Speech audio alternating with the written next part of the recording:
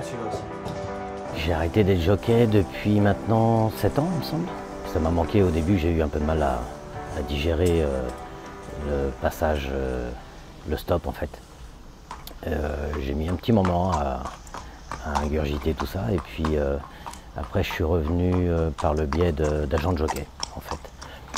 Et puis après courtier, racing manager. Voilà, j'ai essayé de cocher toutes les cases qui pouvaient exister. En fait, j'ai passé ma licence au mois de juin. On reçoit les résultats au mois de juillet. Bon, la France est à l'arrêt au mois d'août. Donc là, ça n'a pas été simple pour pouvoir commencer le 4 septembre. Mais j'ai quand même commencé le 4 septembre. Et j'ai récupéré les chevaux que j'avais un peu à droite, à gauche. Et j'ai commencé avec 5 chevaux. Voilà. Ça a été un petit peu, pas chaotique, mais ça a été un peu speed le démarrage parce qu'il fallait tout organiser. Le côté administratif a été le plus récurrent dans mon histoire. Bon, je pense que je ne suis pas le seul, mais voilà. Et puis donc on a attaqué début septembre ici, dans cette cour. J'ai eu la chance d'avoir la possibilité de louer une dizaine de box. Donc ça m'a permis de m'installer directement. Oui, voilà, je fais mes premières armes, j'apprends mon nouveau métier dans une région que je connais bien, dans un lieu que je connais bien, un cadre. Je trouve que c'est très important de savoir un petit peu où on va.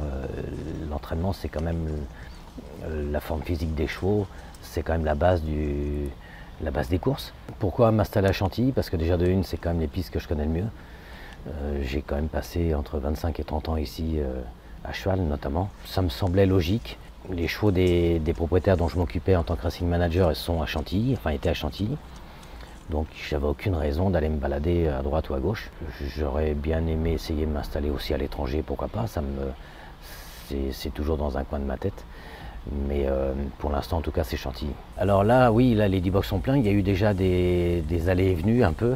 J'ai commencé avec 5, après j'en ai eu un peu moins, j'en ai passé aux ventes. Puis finalement j'en ai reçu des ventes. J'avais pas prévu spécialement tout ça et là on est même un peu plus que prévu. Mais c'est pas grave, c'est plutôt sympathique. J'ai un nouveau client qui m'a mis des chevaux en attendant que les chevaux partent à Dubaï. C'est un gros client libyen qui veut promouvoir justement les courses en Libye et qui veulent faire ils mettent tout en place pour attaquer Dubaï cet hiver. Donc là j'en transite 7 chevaux. Je connais bien ce milieu quand même, pour y être né.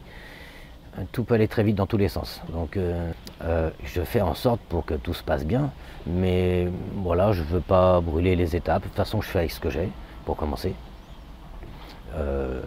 J'ai acheté quelques yearlings aux ventes, donc on va récupérer quelques yearlings cet hiver.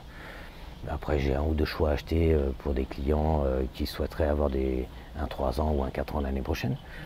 Donc pour l'instant, je reste comme ça. Et puis, moi, ma porte est ouverte de toute manière, mais non, je prends du plaisir en tout cas. Mon trait de signature, en fait, j'en ai deux quand même. C'est-à-dire que je pense qu'il faut un maximum de communication avec les clients. Et puis oui, je prends mon temps parce que j'ai appris à travailler d'une certaine manière. Je pense que même si on perd un petit peu en temps pour pouvoir sortir plus de chevaux ou faire le travail plus rapide, ça c'est pas mon cas.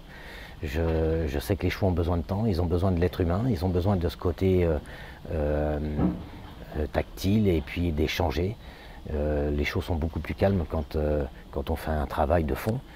Et c'est pas mon truc d'avoir beaucoup de chevaux pour aller beaucoup plus vite et faire n'importe quoi. Moi je prends mon temps, je vais à ma vitesse. Voilà, j'ai mon employé. Si j'ai plus de chevaux, je reprendrai un autre.